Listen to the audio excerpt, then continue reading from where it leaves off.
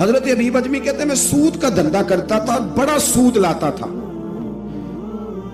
بڑا سود، اور یہ سود جس پہ چڑھ جاتا ہے اس پہ اترتا نہیں۔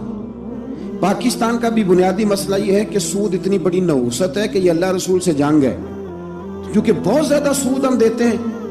اس لیے میں تو آپ کو پتہ ہے جو کوئی برا کام کرے اس کو برا کہنا چاہیے، حکومتی لیول پر تنقید اس لیے اچھی ہوتی ہے کہ لوگوں تک جب پہنچتی ہے تو فائدہ دیتی ہے، لیکن جو بندہ اچھا کام کرے اس کی اچھائی کو بھی بیان ہے۔ حضرت حبیب اجمی رحمت اللہ تعالیٰ علیہ فرمانے لگے کہ سود کا کاروبار میں نے شروع کر دیا، اور بڑا وسیع تھا میرا کام سود کا، میں سود لیتا تھا، سود پہ گزارا ہوتا تھا۔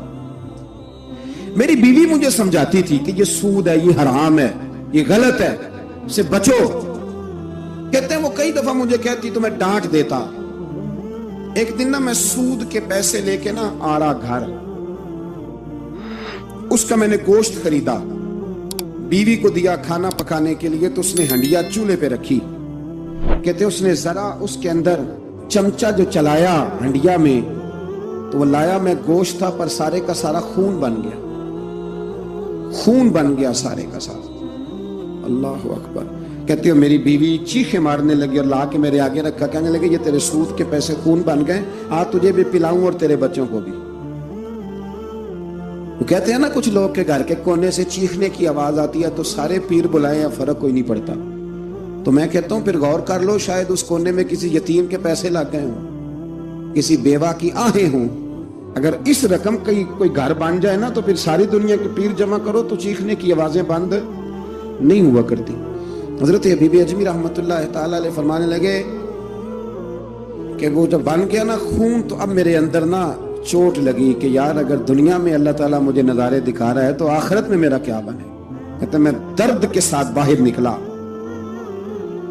بچے گلی میں کھیل رہے تھے، جب ان کے قریب سے گزرنے لگا نا تو ہم تو کہتے ہیں نا لوگ حسد میں بات کرتے ہیں، لیکن ایسی بات نہیں ہے۔ کچھ شریر لوگ ہوتے ہیں جو حسد میں بات کرتے ہیں، پر دیکھنا چاہیے کہ لوگ ہمارے بارے میں کیا کہتے ہیں۔ انتم شہداء اللہ فی الارض، حضور نے فرمایا تم زمین پر اللہ کے گواہ ہو۔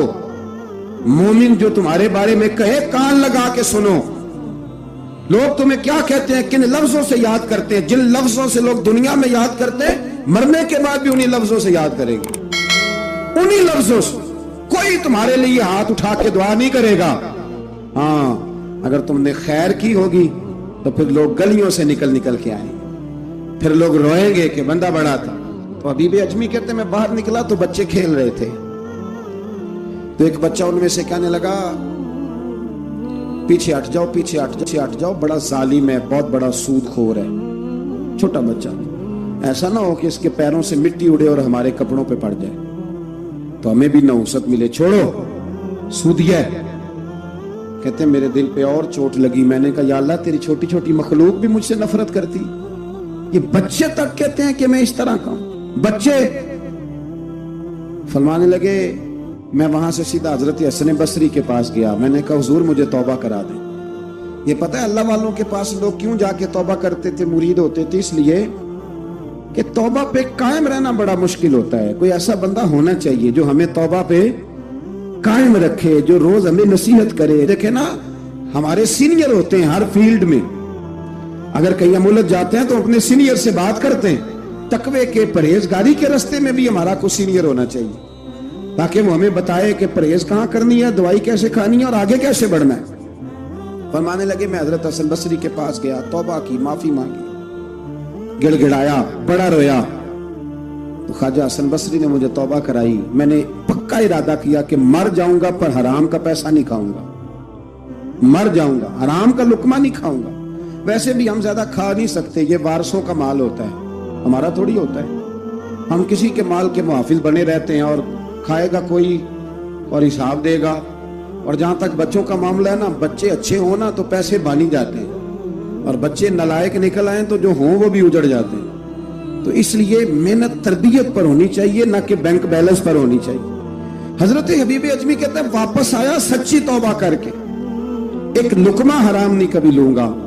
ابھی وہ بچے وہیں کھیل رہے تھے جن کے پاس سے میں گزر کے گیا تھا۔ کہتے ہیں واپس آیا تو وہیں کھڑے تھے، انہی بچوں میں سے وہی بچہ دوبارہ بولا، کہنے لگا پیچھے ہٹ جاؤ، پیچھے ہٹ جاؤ، اللہ کا ولی آ رہا ہے۔ کہیں ایسا نہ ہو کہ ہمارے پیروں سے گرد اڑے، اس کے کپڑوں پہ پڑے اور ہم بے ادب لکھ دیے جائیں۔